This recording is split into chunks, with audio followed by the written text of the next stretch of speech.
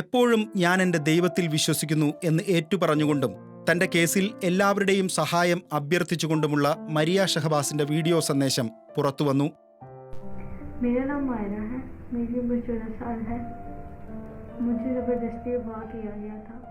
എന്റെ പേര് മരിയ എന്നാണ്.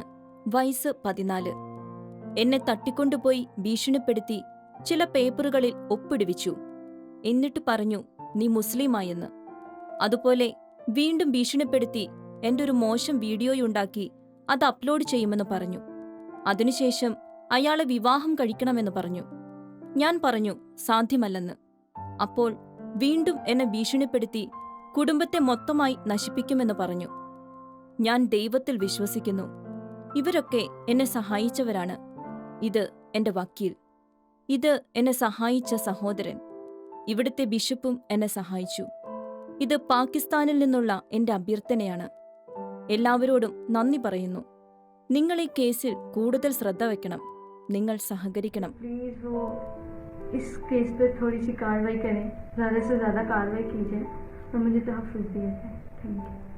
തട്ടിക്കൊണ്ടുപോയവരുടെ പിടിയിൽ നിന്നും രക്ഷപ്പെട്ട മരിയ തന്നെ രക്ഷപ്പെടാൻ സഹായിച്ചവരുടെ ഒപ്പമുള്ള വീഡിയോ ആണ് പുറത്തു വന്നിരിക്കുന്നത്. 14-കാരിയായ മരിയ ഷഹബാസിനോട് തട്ടിക്കൊണ്ടുപോയി നിർബന്ധപൂർവ്വം വിവാഹം ചെയ്തയാളുടെ ഒപ്പം പോകാൻ ലാഹോർ ഹൈക്കോടതി വിധിച്ചിരുന്നു. നീണ്ട ക്രൂരതകൾക്കൊടുവിൽ മരിയ ഷഹബാസ് ഭർത്താവെന്ന് കോടതി വിധിച്ച മുഹമ്മദ് നാഗേഷിന്റെ ഫൈസലാബാദിന് സമീപമുള്ള വീട്ടിൽ നിന്നാണ് രക്ഷപ്പെട്ടത്.